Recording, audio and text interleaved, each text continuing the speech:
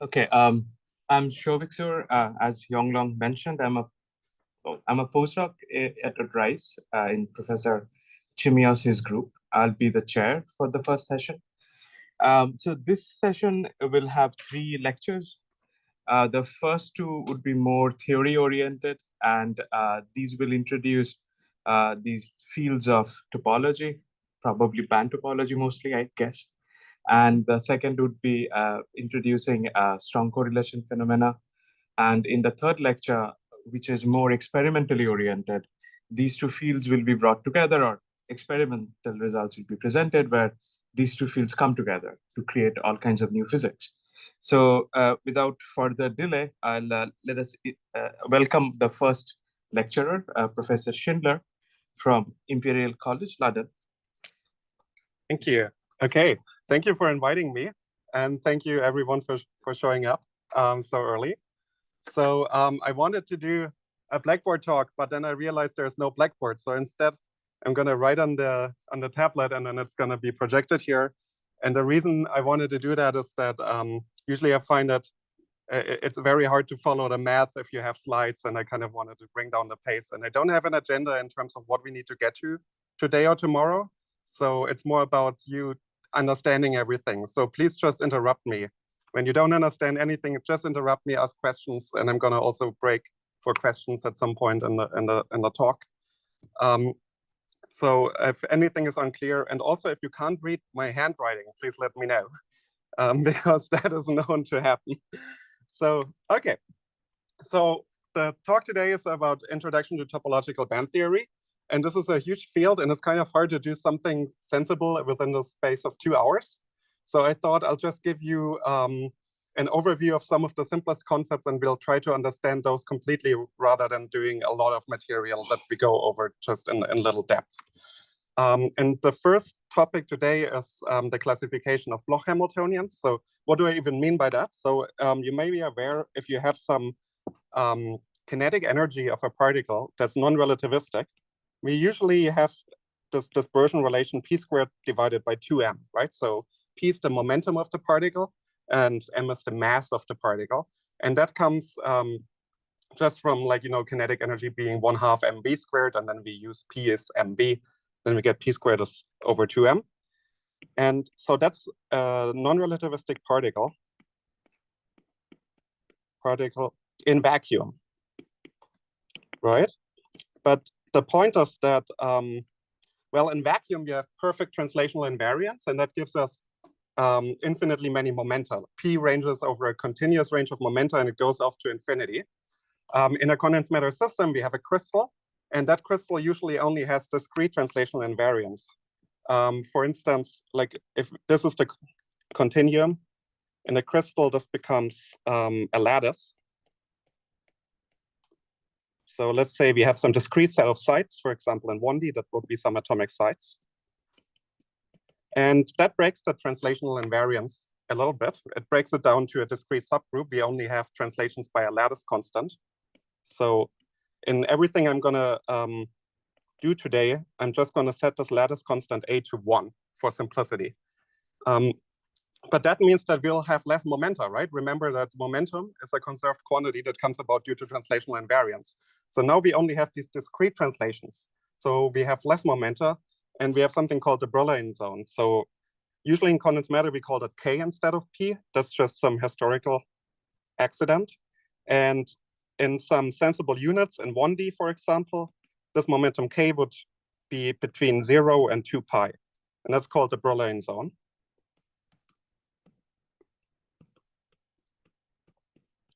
And instead of our energy, now we'd have some general, let's say,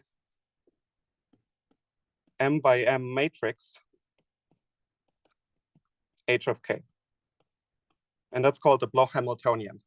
So our problem has kind of become a bit more complicated, because instead of an energy, absolute E, let's call it E of P, we have this matrix h of k. But that matrix, if we diagonalize it, that's going to give us our energies as a function of momentum, just like before. So this Bloch Hamiltonian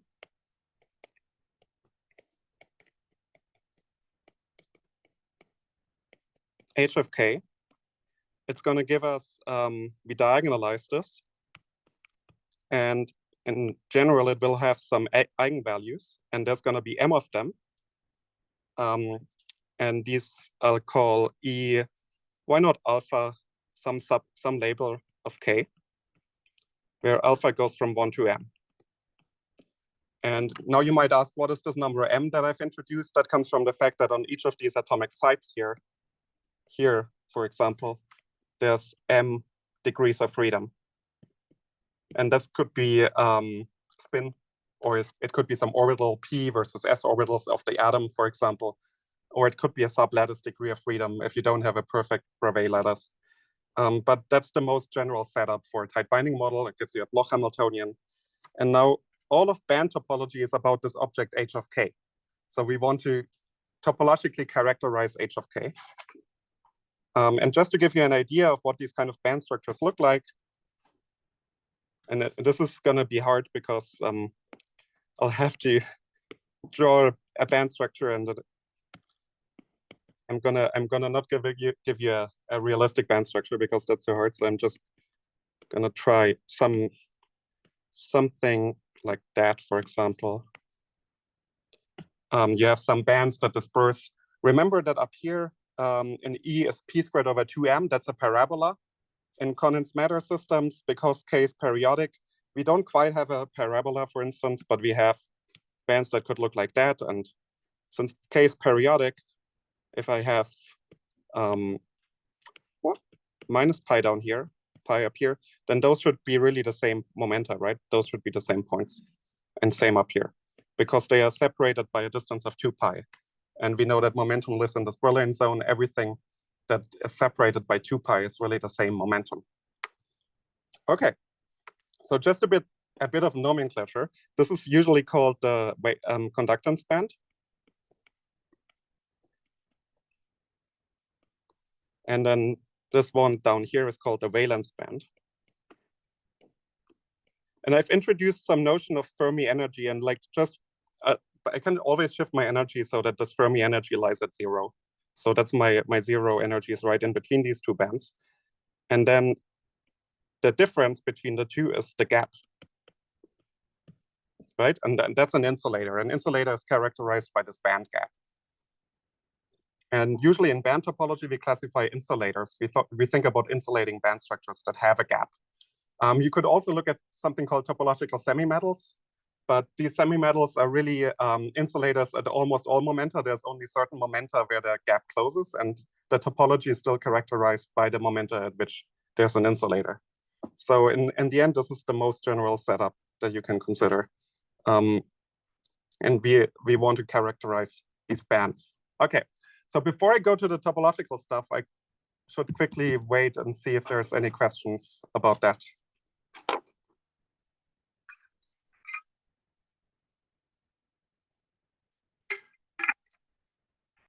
Or is everyone happy? Okay. So what do we mean by topology, right? So you might have heard of topology in the sense that like certain shapes can be topologically equivalent to one another. For instance, there's this famous statement that a donut is really the same as a cup because the cup has a handle, and you can't deform a cup into a sphere, for example, because you couldn't get rid of the handle. Same, like a sphere is different topologically from a plane, right? But topology is something global. It's not something local. When you look very closely on a sphere, you'll see a plane, right? That's why we humans couldn't figure out we lived on a sphere for so long, because it looks locally like a plane. So topology is about this global property that when you go in one direction, for example, on the sphere, eventually you'll come back to the place you started. But you won't see that immediately. You will only see it after a while, right? So we want to capture these kind of global properties also of band structures now. So clearly this can't be about how, for example, the band is shaped. Like, let's have a look at this, this band down here, right? This has a certain shape, right? It could look any other way. For example, it could look like this. Topologically, these two are equivalent because I've just shifted one continuously into the other. This is like having a sphere and I'm kind of deforming the sphere into an ellipsoid. But these are continuously connected to one another. This will never make the sphere into a plane. So what band topology is about is not actually the dispersion relation. It's not the form of the kinetic energy as a function of momentum, but it's about the Hilbert space that these states occupy. So these states satisfy some eigenvalue equation, right? So I can introduce a Bloch state U of k. That's some function of k that satisfies this eigenvalue equation where I'll call EV is the energy of the valence band. EV of k, U of k. Right, and the topology resides in this U of k. And of course, we need a notion of what do we mean by a drastic kind of deformation, something like we could squish the sphere and make it a plane, right? But that would be something like ripping up the material, or like if you would think about the torus and the cup example, that would be like making another hole or removing the hole by gluing or cutting. That would be something we wouldn't call a smooth deformation. That's something drastic. That's something that's not, in physics speech, adiabatic.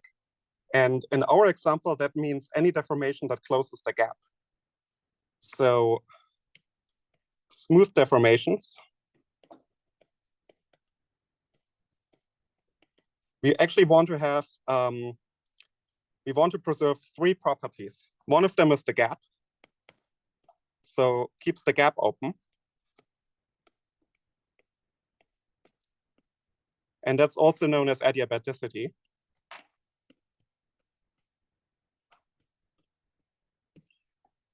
But then actually you can construct some counterexamples that are non-local. So if you wanted to do some very non-local deformation, there's examples where you can keep the gap open and change the topological classification. So we also want this to be local.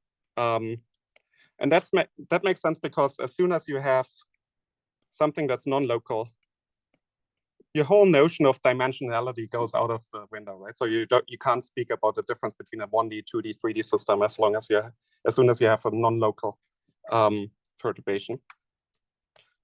And the third property is a little bit more technical, but it gives rise to this huge like rich structure of band topology. We also want to preserve some symmetries. So I'll write this as symmetry preserving. And which symmetries we care about, that's basically up to us. And we can look at this for many different symmetries. And depending on the symmetry, we get different structures. And that's physical because a lot of materials naturally have these symmetries. For example, a lot of materials are non-magnetic, which automatically means they have time reversal symmetry. So the two spins, spin up and spin down, behave exactly the same way. And that time reversal symmetry kind of imposes some constraints on the band structure. And it imposes some constraints of what bands are equivalent to one another while keeping the gap open and keeping locality. Okay. Do we have any questions about this for now? I realize this is a bit abstract, but we'll get to yes.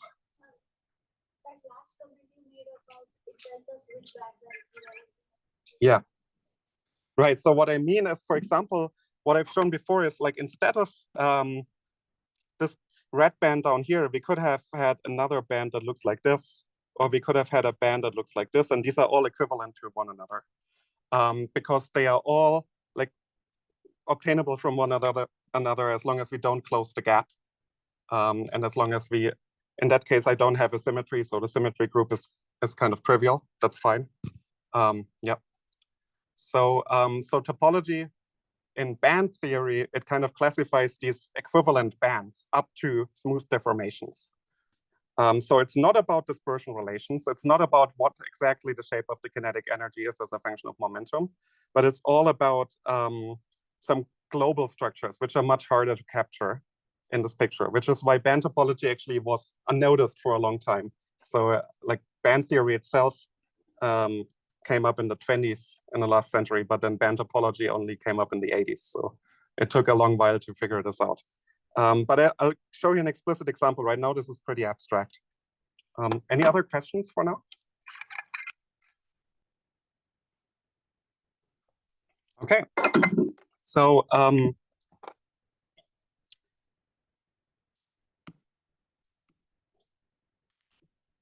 I think now we should do the symmetries, because that is going to be the main workhorse. We're going to look at different symmetries.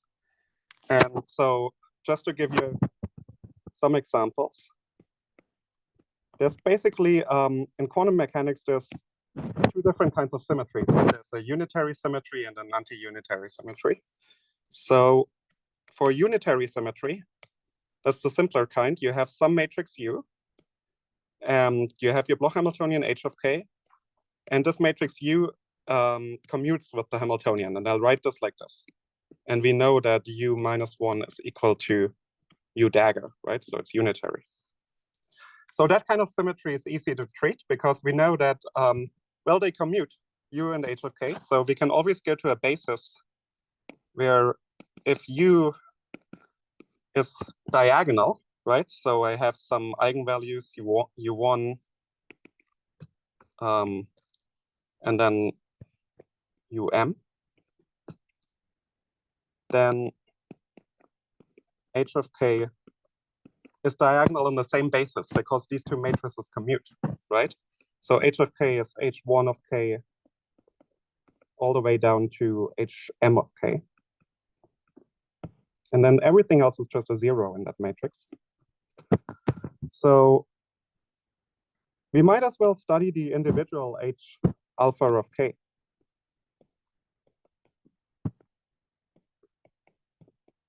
Right, because they are blocked, the whole Hamiltonian decomposes into these blocks that don't talk to one another. There's no off-diagonal matrix elements. So that fully characterizes the topology. So in that case, we've reduced the system. And note that H alpha of k, all of these like H1, H2, H3, they don't have the symmetry anymore, right? So it does not have U symmetry, right? Because we've already gone to an eigenbasis of U. There's no more unitary symmetry. By assumption, I'll only start with a single unitary. Otherwise, you have to do this iteratively and then resolve all of the symmetries. But that way, you see that you don't really have to worry about unitary symmetries at all because you can always go to these blocks. There's one caveat, which is what if the unitary symmetry doesn't preserve k, right? It could send k to some other momentum. And that would be true for a unitary that is a spatial symmetry like spatial reflection that sends k to minus k. And that's something called a spatial symmetry then that we'll consider tomorrow if we get to it. But all the local unitary symmetries that map k to k, they just can be basically resolved by going to the space where they are diagonal. And in that basis, we just look at the individual matrices H alpha of k. And now we are left with the same problem as before, but no symmetry. So we've removed that symmetry. So what else? What else do we need? So there's one more case, which is not as easy, which is called an anti-unitary symmetry.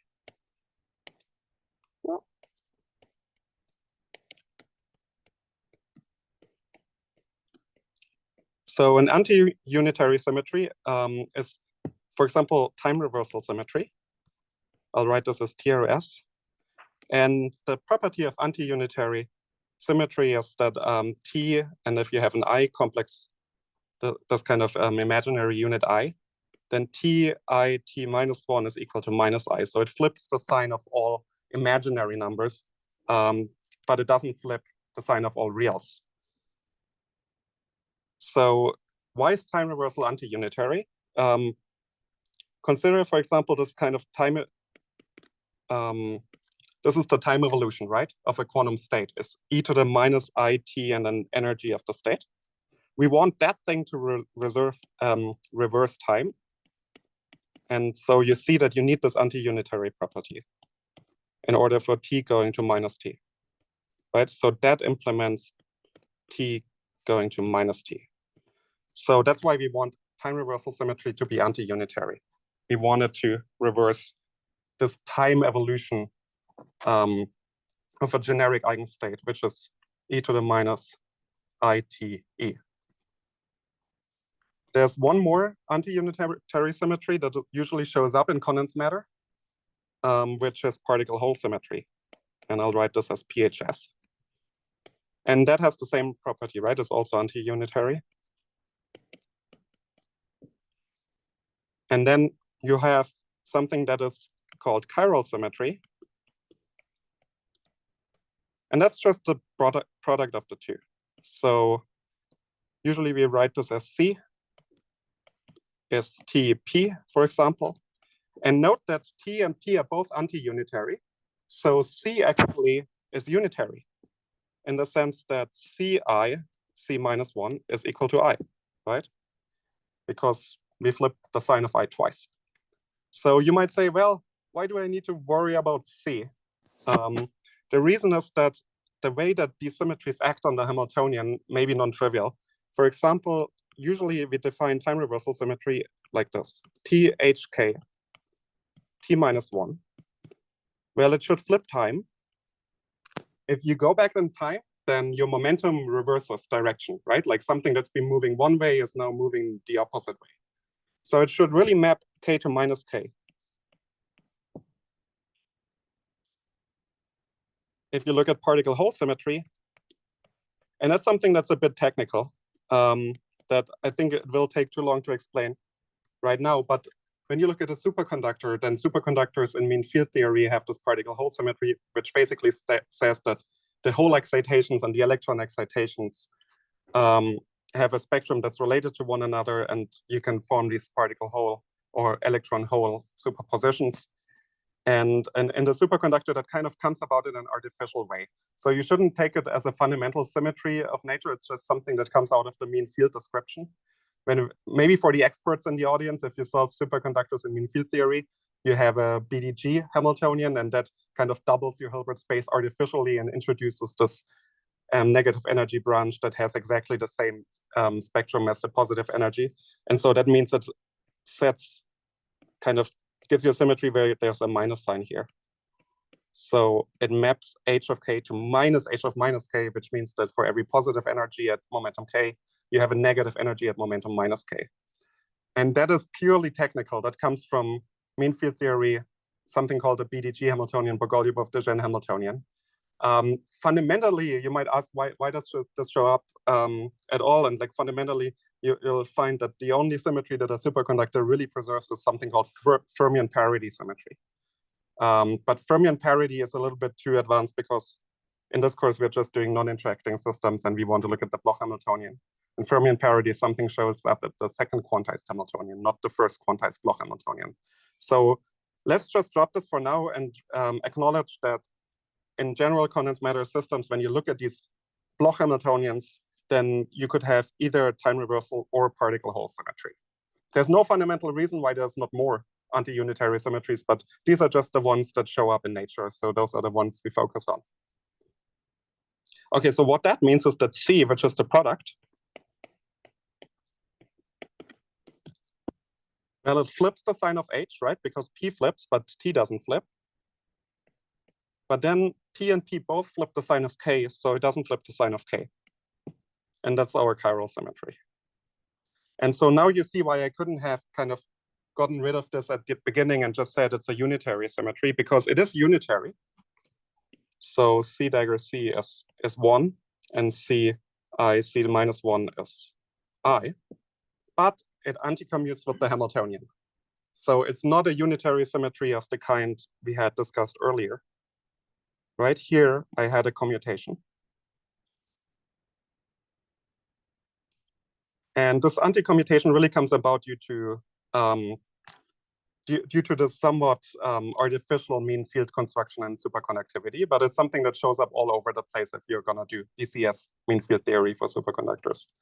And you can also construct some lattice models to have chiral symmetry, even without having particle hole symmetry. That would be a fine-tuned model, but that also shows up. There's like the famous Sushri-Verheger model, for example, has exactly that symmetry. Okay. I should pause again for questions because this is probably the most technical part.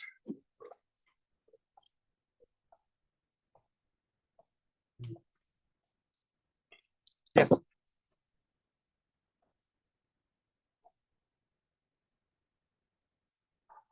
What's unitary, not a spatial? For example, SU2 spin conservation, or just SZ spin conservation would be unitary.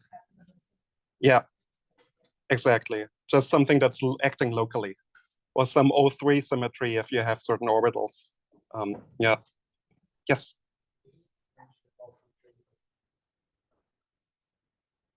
Right. So that is strange, and it seems strange at the level of this first quantized Bloch Hamiltonian. But you can actually show that at the level of the second quantized Hamiltonian, the particle hole symmetry commutes with the Hamiltonian. It's just that it turns, at the second quantization, you have a term C dagger C, and particle hole turns C into C dagger. And so it reverses the order, and then you have the fermionic minus sign, and that gives you this anti-commutation. But yeah, so at the level of the first quantized Hamiltonian, that's just an artifact of this, of the fact that we are kind of only considering the h of k, but not the full second quantized Hamiltonian. Yeah. Okay. Any other questions? Should we go on? Okay. So I wanted to show you a simple example of all of this. But before I do that, actually, let me get some constraints out of the way. So let's have a look at t squared. It turns out that there's only two classes of time reversal symmetric systems, and I kind of want to derive this now. So t squared is doing a time reversal operation and then doing it again, right? That is supposed to leave the system invariant, right? We are reversing time twice. But in quantum mechanics, you always have this option of a phase degree of freedom. So in general, all I can say is that this is some e to the I phi, right? I should always allow myself the option that the state is actually multiplied by a phase and it doesn't go back to exactly the same state. So the most general statement I can make is t squared is e to the I phi. But we might ask, are there some extra constraints on this phi, or is any phi good enough? So for that, we can look at t to the 3 and write it like this: t times t squared and t squared times t. So what we get on either side of this is, well, t times t squared is t times e to the I phi, right? And that should be equal to e to the I phi times t. But now I can use the anti-unitarity, right? If I'm gonna move the t over there, I have to flip the sign of I because t is anti-unitary. So this is e to the I phi with a minus, right? Because the I goes to minus I, so it's e to the minus I phi times t should be equal to e to the I phi times t, which means that e to the 2I phi should be 1, right? And so there's only two options. So phi can either be 0 or pi, which means that t squared can either be plus or minus 1. So this goes back to the threefold way by Dyson, first showed up in random matrix theory. But it's basically saying that the only two ways that you can implement time reversal symmetry in quantum mechanics are either time reversal squares to +1 or it squares to -1. And that's actually true for also the other anti-unitary symmetry, right? So note that what I've used here is only the property that t is anti-unitary. So, and of course, the physical statement that doing things twice, doing a time reversal symmetry twice, should get me back to the original state. The same is true for particle hole symmetry. Particle hole exchanges particles and holes. So exchange it again, you should go back to your original state. So p squared is also ±1. And then actually c squared, well, you'll find that c squared is actually not defined up to a phase. So you have a phase freedom. The reason is that c squared actually is not anti-unitary, right? C we've shown up here is not an anti-unitary symmetry. So c squared is unconstrained, but we can just make a gauge choice where this phase is equal to 0. So I can set my c squared to +1. That's the only option. And you can actually show that this is always possible without loss of generality. So I'll write this. Okay. So those are the only options we have for a band system, right? So h of k, meaning you have a non-interacting Hamiltonian and some condensed matter material. Of course, I'm assuming we're at 0 temperature, and I'm assuming that we have only time reversal and particle hole symmetry, which are the two symmetries that are anti-unitary that actually show up in nature. And then let me just quickly flash this classification. So that's the main thing that always shows up in topological condensed matter. It's called the tenfold way.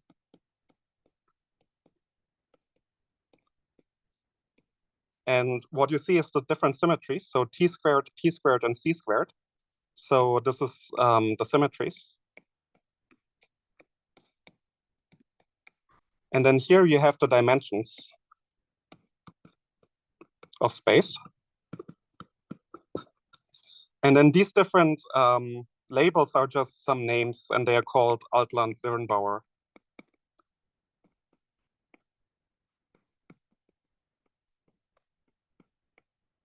Classes. But that's just a name for having different options, right? For instance, here you have only chiral symmetry in class A3. You don't have time reversal or particle hole. Or you could have something like just time reversal symmetry, but that squares to -1. So you have a minus here. Or you have something like both time reversal and particle hole. They both square to +1. And then automatically you'll always get chiral for free, right? Because we've shown that chiral is always a product of time reversal and particle hole. So then the big result here is that in here you'll get the topological classification. So these numbers here are the topological classification. So what does that mean? So Z means the integers, right? So what that means is that for every integer, you have a different insulator. You have a different band structure. And the band structures that belong to different integers cannot be related to one another without doing some gap closing or breaking the symmetry or doing something non-local. So as long as you only allow yourself smooth deformations, you have an integer number of, so you have Z different, meaning you have for any given integer, you have a different band structure. And that means that these are all different from one another. They cannot be related. And so if you think about solid, liquid, gas, right, these three phases of matter, here you have infinitely many more phases of matter if you want. Yes? Yes. Well, not homology, but homotopy. So in the technical sense, what you want to do is you want to classify, you know, like your Bloch Hamiltonian is some map into the space of occupied eigenstates, which, and this is a Grassmannian manifold in the technical case, because you want to mod out all the gauge transformations you could be doing on those bands. And then you study the homotopy group of these Grassmannian manifolds. But all of this has a physical significance also. You don't ever need this math mumbo jumbo actually. Yeah. Okay. So this is incredibly abstract, and we're going to get to an explicit example. But let me just pause if there are any more questions for now.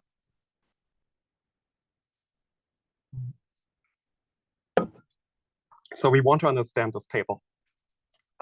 Yes. Yes, exactly.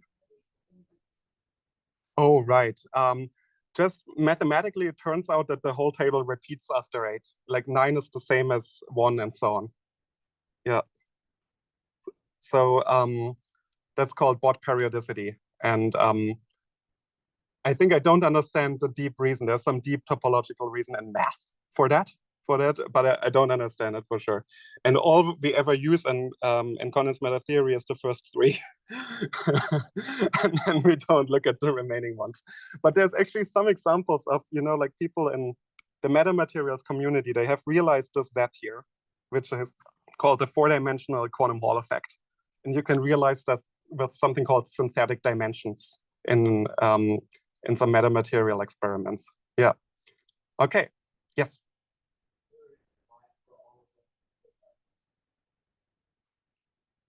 Yeah. So there's no deep reason that I know of, because as soon as you allow for spatial symmetries, you can get something like Z4 and Z6 and Z8. It just happens that if you look at only these local symmetries like time reversal and particle hole, you'll only ever get Z or Z2. Yeah.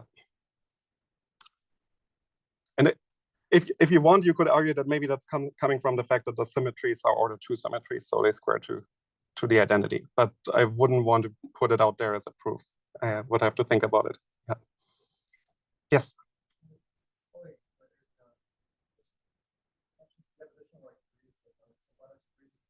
Yeah. That's already included. That's the beauty of it, because those don't give you additional translational symmetries. And you basically, some of these phases actually need sublattice degrees of freedom to exist. So they consider the most general Hamiltonian you could write down in these symmetry classes. For example, you can actually show that if you only have one sublattice degree of freedom, then you cannot ever get a topologically non-trivial phase. So you're only going to reach the zero in these classifications. You're not going to get something where Z is non-zero. Yeah. Okay. There's no more questions.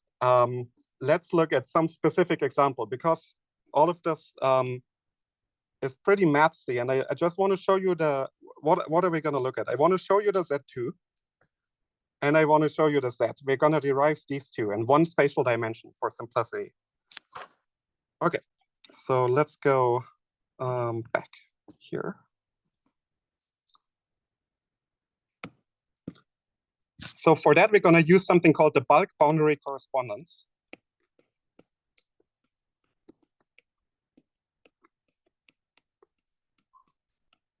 And that's basically a statement where you have some material in the bulk. So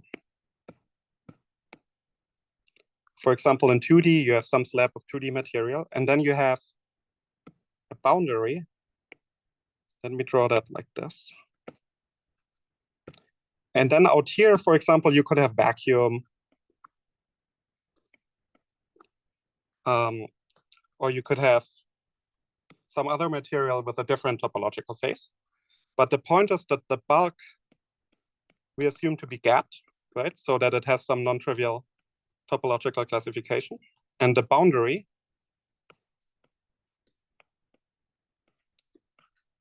it turns out is always gapless in these cases. So I should make this more precise. So a non-trivial band topology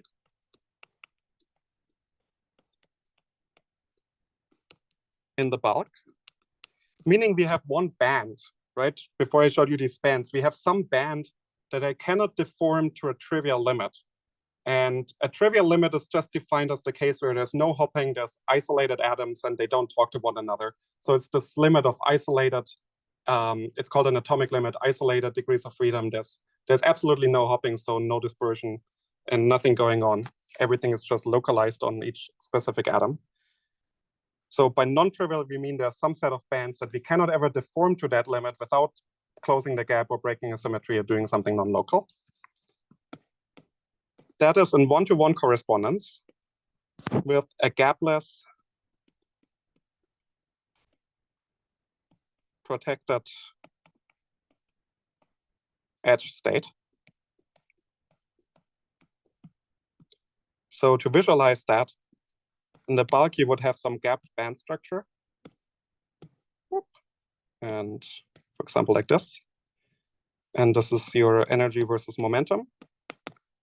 And then at the boundary, and then of course for the boundary, you would have to look at the correct momentum. You would have to look at the momentum that's preserved by the boundary so that you still have translational invariance. You're still gonna get these bulk bands, but you'll also get a band that interpolates between the two.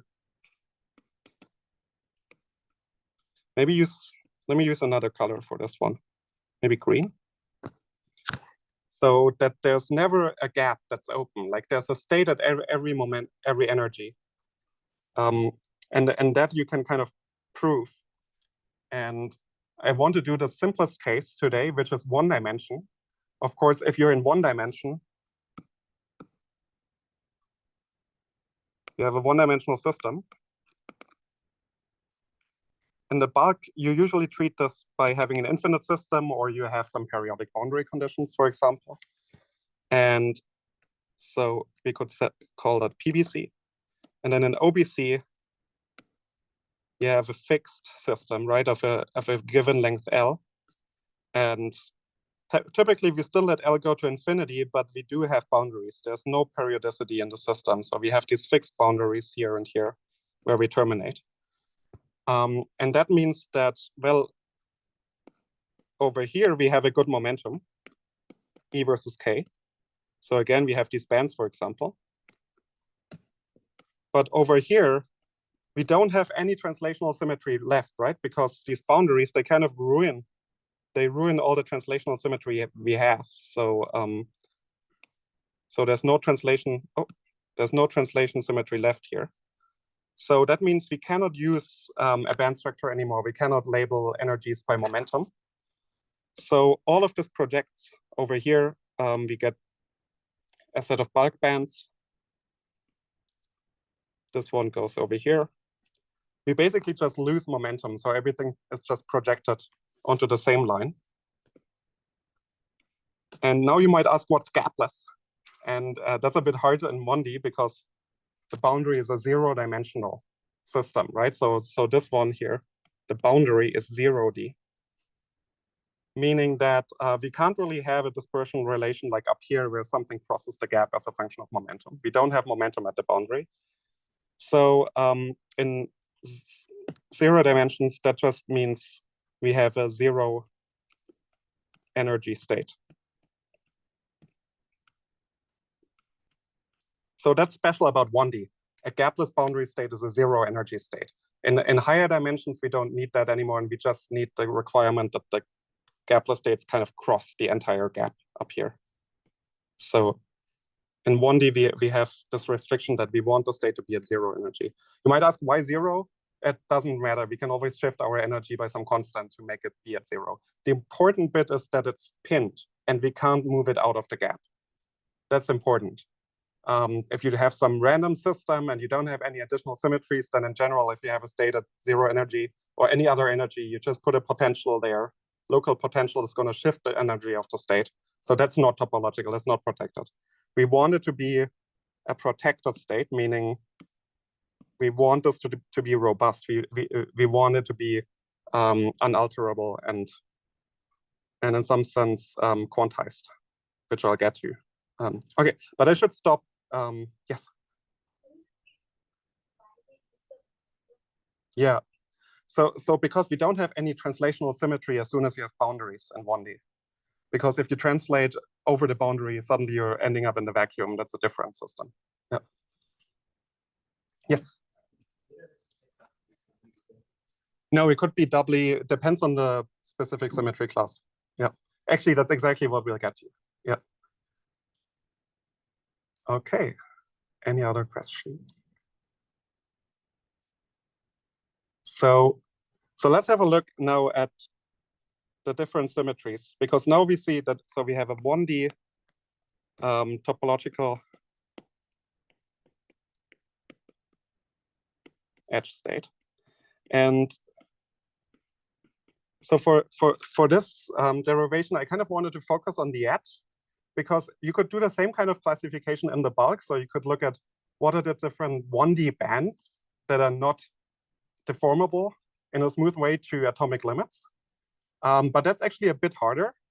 And since we have the bulk boundary correspondence, so since we have this statement that there's a one-to-one between these two, one-to-one mapping, that means we can just derive the bulk topological classification from the boundary.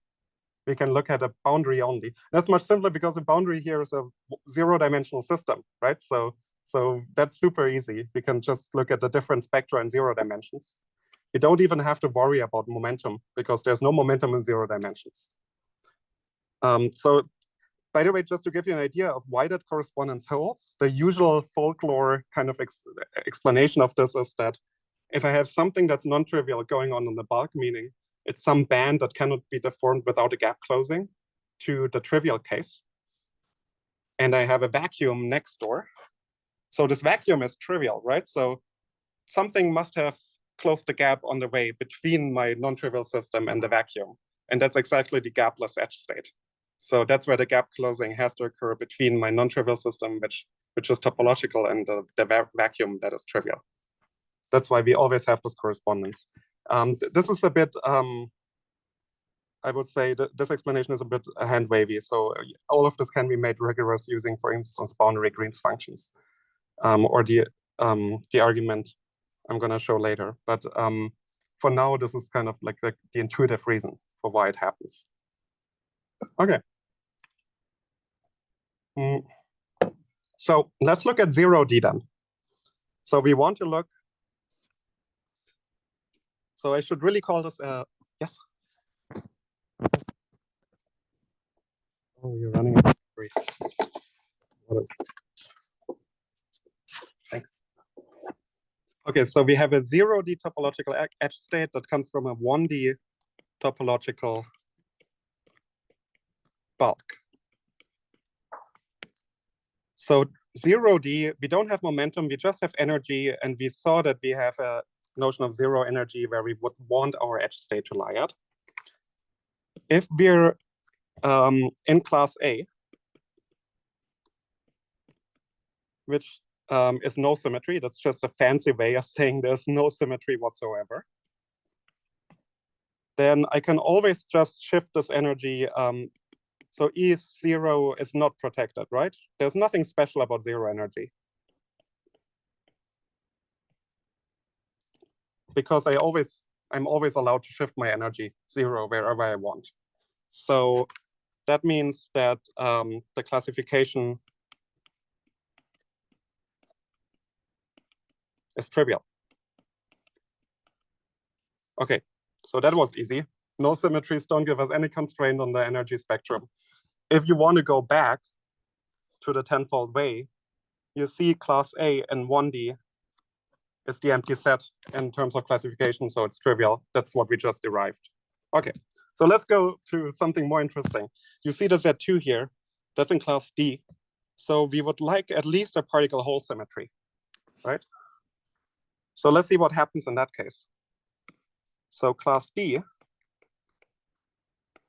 means we have a particle hole symmetry where P squared is equal to +1. So recall that P, H of K, P minus 1 was equal to minus H of minus K, right? That's what we said way up in the text somewhere here. So that's the statement in momentum space, but now we want to look at the boundaries. So we have to break translational invariance. So in OBC, open boundary conditions,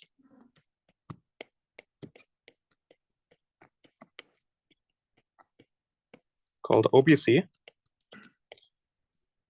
we have the property that PH, there's no more momentum, right? P minus 1 is minus H. And you might wonder, where did the K to minus K go?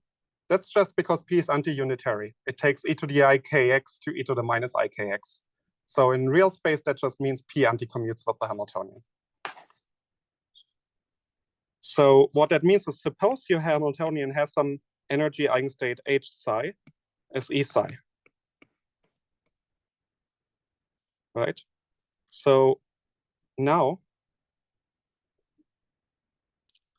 I'm gonna use H and apply it on P psi. And I'm gonna use the de anti-commute. So that is equal, right? So up here, I've shown that PH is minus HP. So that's minus H, minus PH psi. And that's minus P E psi, which is minus E P psi, right? So that means that I always have a pairing. So any energy E has a corresponding energy minus E. Except for the case, of course, where E is 0, right? If E is 0, then there's no contradiction and we have just one energy state. So what that means is that if I have a single state here in my energy spectrum, so I have, if you want, I can put some bulk states up here, down here, and I have this single state.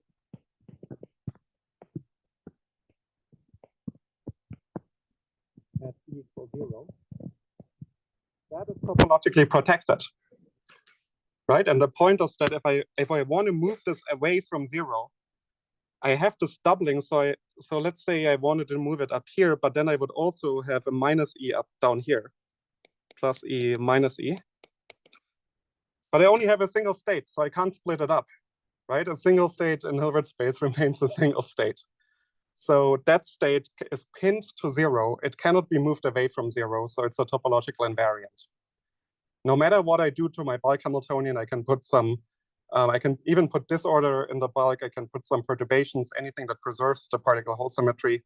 I can put local potentials at the ends that preserve particle hole symmetry. It's not going to get rid of this one state at 0 energy, right? So that is not allowed because I only have a single state. So that is protected.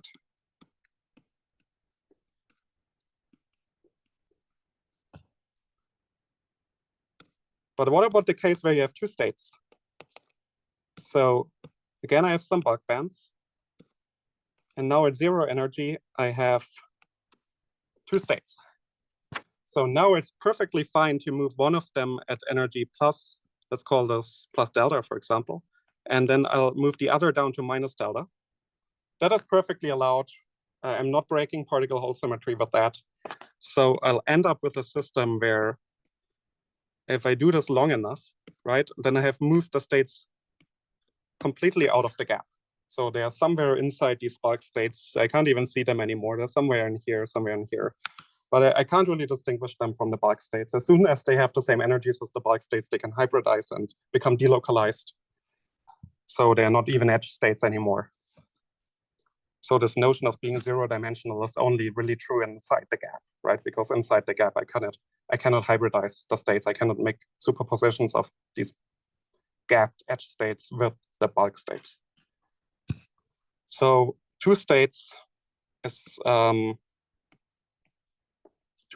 trivial.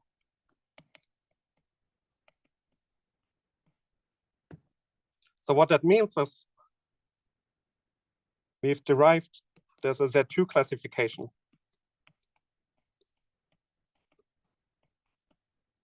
There's only two possible states at the end that are non-trivial, either a single edge state or there's no edge state, which is the same as having two edge states. So that's why it's Z2, right? In Z2, 1 + 1 is 0.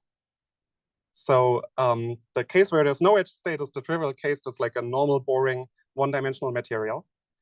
And the case where it's non-trivial is something we would nowadays in the more modern language call an obstructed atomic insulator, but back in the days, actually, this was also called a topological insulator.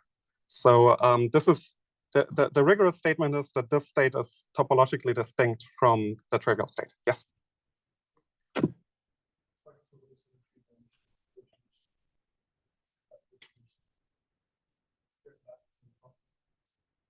You could return back to either now.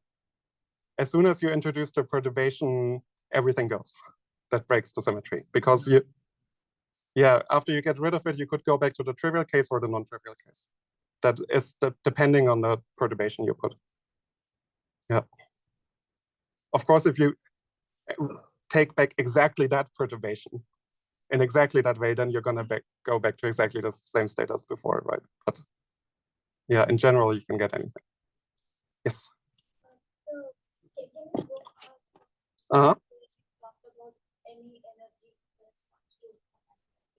Right. So what this shows is, so this is the equation that I have if I have a state at energy E, right? But now look at this equation. H p psi is minus E. Oh, sorry, you're right. I forgot. There should have been a P here. Minus E p psi, right? From up here. I'm just rewriting that equation. So if you compare these two, that's just the eigenvalue equation for a state at energy minus E. So I could call psi tilde is equal to p psi. And then I will get the eigenvalue equation H psi tilde is equal to minus E psi tilde, right? Which is exactly the eigenvalue equation for a state at minus E. Yeah, but the state is a different state. Right, it's a different state. Yeah, so it just means that for any given state at energy E, there must be another state, which is different at energy minus E. But that means here, if I just have a single state, there's no other state. There's no different state. Actually, all of these states must be orthogonal because this is a Hermitian, like that Bloch Hamiltonian is a Hermitian matrix. So all of these eigenstates are orthogonal. So they must be different. So if I only have a single one, I can never move this away from 0 because I don't have the other state. And because p squared is 1, you can have either one state at equal 0 or 2 states. You don't have 3 states. You could have 3, but then you could move 2 of them out like this, where you move one of the pair to plus delta, one to minus delta, and then you're only left with 1. That's why it's Z2. Because if you have 3 or any odd number, you can always reduce that to 1 by moving out states pairwise. Yeah. Yes.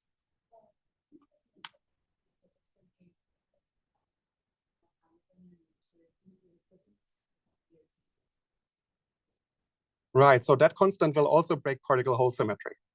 Because you want particle hole, right? You want it to anti-commute with the Hamiltonian. So that property up here is not true for the identity matrix, which commutes with any P. Yeah. Yes. These boundary states, it's a boundary, not each boundary. So one state that's shared between the two boundaries? No, I'm looking at a specific boundary because I'm looking at a 0-dimensional example. So it's only one boundary of the one-dimensional system. The other boundary always has the other states. So it's a separate state. Right. And now you might argue that, well, why can't I just gap them out with each other? But that would require something non-local between the two boundaries. That's why we need locality. Yeah. Okay. So just to reiterate, what we just derived is this Z2 here, right? So this is class D, just one particle hole, and we've shown this Z2 classification. So actually, any element in this tenfold way you can derive using that way, looking at just the boundary states and like using the bulk boundary correspondence. And that is a very physical derivation. The other way would be, for instance, what you mentioned earlier, is this homotopy classification of Bloch Hamiltonians, but they yield exactly the same result. Okay, so we have five minutes left. So the last thing I wanted to look at is the Z, right? So I've shown you a Z2. But you might ever wonder, how do we ever get a Z classification?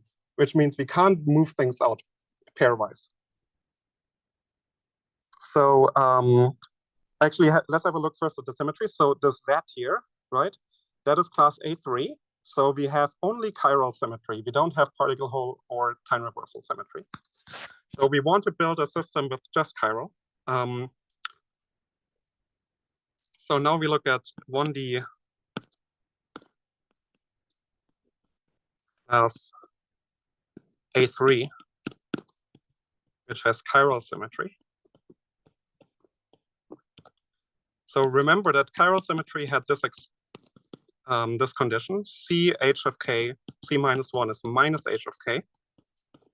Again, in open boundary conditions, that means that C minus 1 is minus h.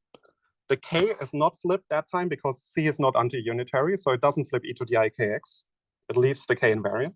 So this is the statement in real space. And again, that means that E and minus E show up in pairs. Right, it's exactly the same calculation. As long as the symmetry takes h to minus h, you can do exactly the same calculation as before to show that either they show up in pairs or E is 0. But there's one more thing, right, which is interesting, which is that if h psi is equal to 0, so say we have a 0 mode, we have found some system that if you plot the energies and you have the bulk states and you have 0 energy, you find a single 0 mode, for example.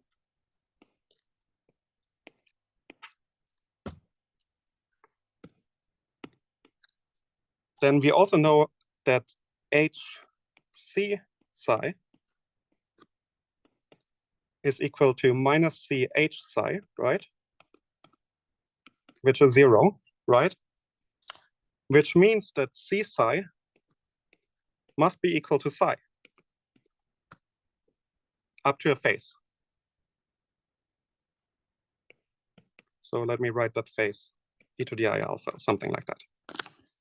But if we choose the right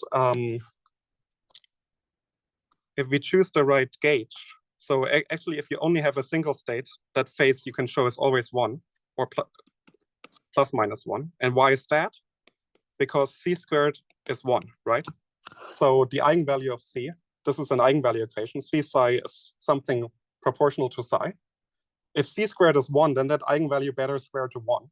So the only two options are plus minus 1, right? So that is something we could not have done earlier with particle hole, because particle hole is anti-unitary. It doesn't have eigenvalues. You can show that if you write down an eigenvalue equation for a particle hole symmetry, then you do a gauge transformation on your state and suddenly the eigenvalue changes. So there's no well-defined eigenvalue. For a unitary symmetry like C, eigenvalues are perfectly well-defined. So that means that if I have now many, many different zero energy states, let's say I have, for example, 3 states. These could all have the same eigenvalues, +1, +1, +1, for example. So that's the C eigenvalue. So I cannot move any of them out, because suppose I have 2 states that are split like this. This is state 1, this is state 2. Then I know that C1 must be equal to 2, right? Which means that I can always form superpositions C1 plus minus 2 is equal to plus minus, because 1 is going to 2, 2 is going to 1. 1 plus minus 2. So I'll always get something that has trace 0. I always get the plus eigenvalue and the minus eigenvalue from that. But here, if I only have, so trace of C, if you want, in that subspace is 3, right? It's 1 plus 1 plus 1. So I can never have plus minus or something like that. That would be trace 1. So any number is protected now. Any number of eigenstates. For example, if I wanted to move this out, and I know I have to stop, Shivik, I'm gonna stop. But just to show you this, if I wanted to move this out, then here the trace of C would be +1, right? It wouldn't be 3, because this one has a plus. Well, this one I can superimpose with the other one because of this rule. So as long as I have the same chiral eigenvalue, all of these are protected. Okay, that was a bit fast in the end, but I have to stop. It's 10 a.m. and it's the next speaker. But if you have questions about this last part, just ask me during the break, and I'll have to explain more. Thank you.